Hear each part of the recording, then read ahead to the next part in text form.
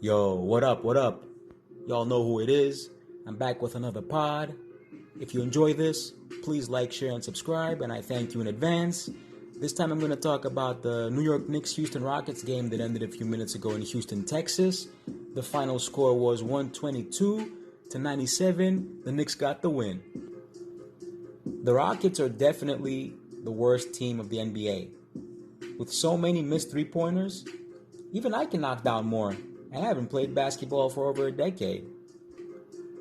Ever since the Canadian Kelly Olynyk was traded to the Houston Rockets from the Miami Heat, he has been playing the best basketball of his career, but that's not surprising since his teammates are actually not good.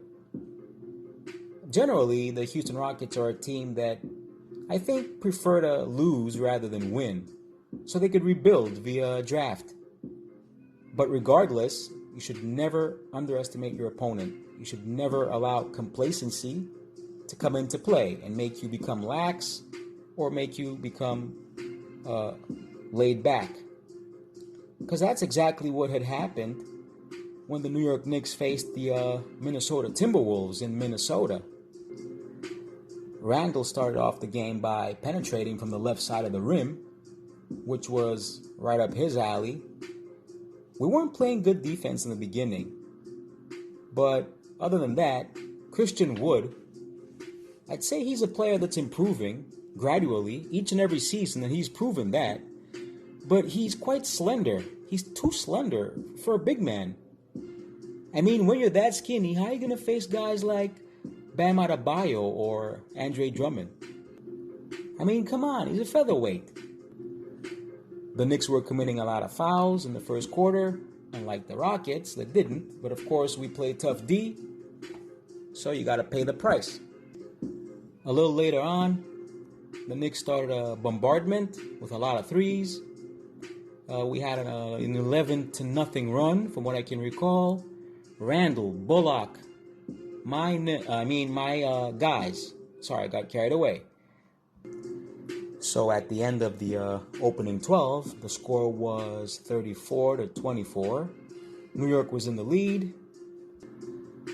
Then the Brooklyn native, the former All-American in college, Obi Toppin, took Julius Randle's place at the beginning of the second quarter, as usual.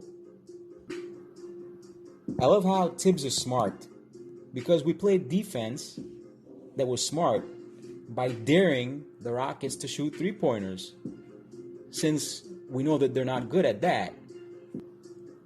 Especially tonight, they were horrible. Oh, and Obi Toppin made a great block. It seems as though he's learning from Nerlens Noel or something. I don't know.